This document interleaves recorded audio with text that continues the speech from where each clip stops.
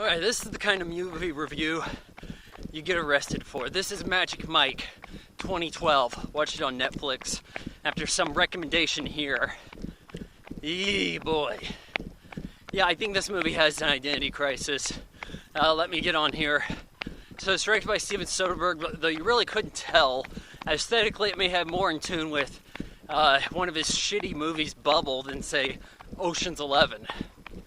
Magic Mike is somewhat autobiographical, biographical, whatever. It's an account by star Channing Tatum. I guess how he was a stripper at one point. Channing Tatum first came on the scene for me when he was in this wicked Mountain Dew commercial where he's playing the song Crawling in the Dark, Searching for the Answers. He's in a T-top Firebird, or maybe it's a Trans Am. He's like, I forgot my dew. And he has a black guy riding shotgun with him. And he's like, he speeds back, hits some boxes, does a barrel roll, grabs a Mountain Dew from a guy, drinks it in midair, then lands the car. And the guy's like, wow, that was exciting or some shit in his head. And then they start laughing. That's how you used to sell shit in like 2001, man. That commercial was so 2001. It's just insane. Oh man, I got people coming here. So Magic Mike, as I said, has some identity crisis here. We have Dallas, played by Matthew McConaughey. He's kind of going on about the rules of the club where he's at. A lot of the other guys, I don't feel like they have a discernible role here. Kevin Nash, watch the scenes on the stage. He can't dance at all.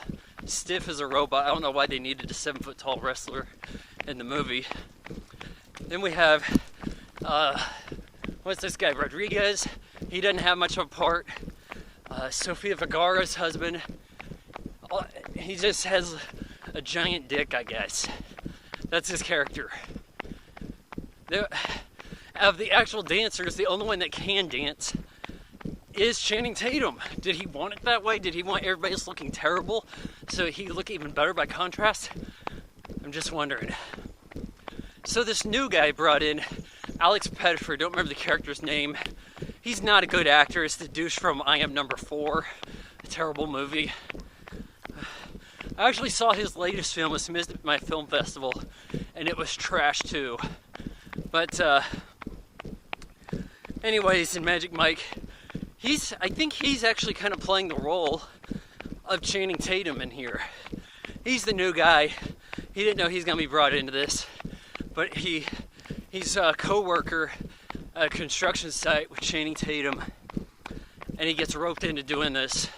Goes up on stage when Kevin Nash is ODing on drugs or some shit. And yeah, he can't dance or anything, but the girls loved it. And yeah, the girls are going so wild in this. I feel like the best thing this movie has going for it is probably the earnest dialogue. Drama's getting tougher and tougher to pull off in a movie.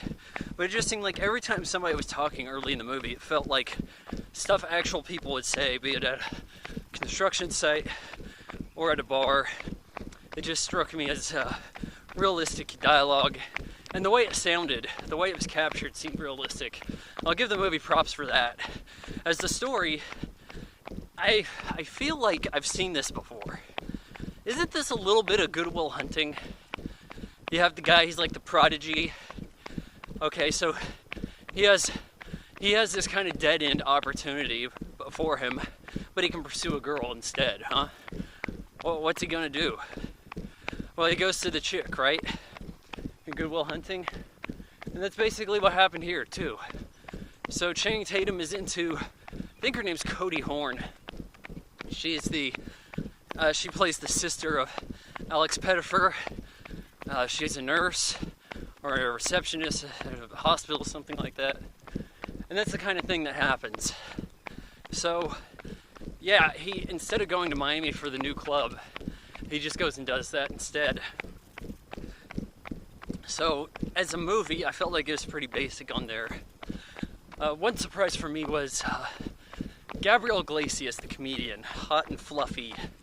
That's his usual joke. I was surprised to see him as the DJ / drug dealer in the movie. That was a different kind of role for him. You know, he actually has a bigger part in the plot than many of the dancers. So, yeah, that was a bit weird. Matthew McConaughey was pretty damn good. You know, he doesn't have a lot of scenes necessarily, but you can see how he's an Oscar winner. I don't know if he was nominated Best Supporting Actor here or not, but you know, I could certainly see that being a possibility. But man, there's too many people around. Clearing here, less people. About what I was going to say here regarding the identity crisis of the movie.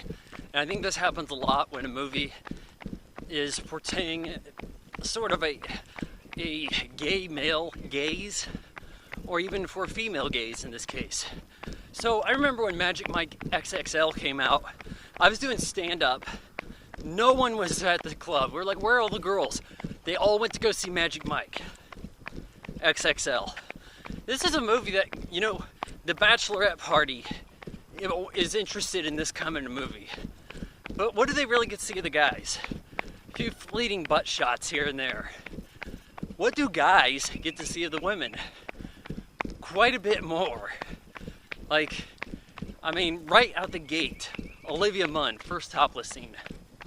She's like, oh hey, so I'm known for being a TV show host on a cable channel that doesn't exist anymore. But, you know, I just want to get my tits out so that in a movie directed by an Oscar-winning director that'll pave my way for success in acting. And that's what she does. And then she shows up here and there from the movie as kind of a girlfriend, friend with benefits for Channing Tatum. Then we have Matt Bomer. He's got a wife in the movie. His character, he doesn't even need to be in the movie. His character doesn't have much to do other than show off his wife's tits, have the young kid fill them up so they can have a scene about that, and then he goes ahead and acts as sort of a go-between drug dealer also. Do we need two drug dealers in the movie? Probably not. You know, I feel like the movie plays up the female nude. It hits you like 3 minutes into the movie, you're seeing Olivia Nunn's tits. And that's because it wants the guys in the audience to not feel uncomfortable. Oh, hey, I'm going to go see the movie about the male dancers. What, Olivia Munn, finally? All right, sign me up. And there you have it. And I give Magic Mike 2 out of 4 stars.